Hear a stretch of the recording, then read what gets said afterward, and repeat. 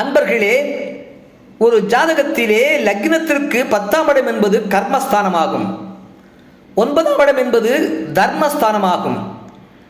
9ஆம் இடத்துக்கு அதிபதி 10ஆம் இடத்தில் இருந்தாலோ அல்லது 10ஆம் இடத்துக்கு அதிபதி 9ஆம் இடத்தில் இருந்தாலோ அல்லது 9 கூடியவன் 10லும் 10 கூடியவன் 9லும் இருந்தாலோ அது தர்ம கர்மாதிபதி யோகம் என்று சொல்லப்படுகிறது.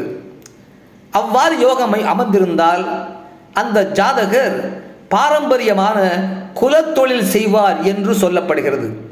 அந்த வகையிலே ரிஷப லக்னத்தில் பிறந்தவர்களுக்கு ரிஷப லக்னத்திற்கு 10ஆம் இடம் கும்பம்.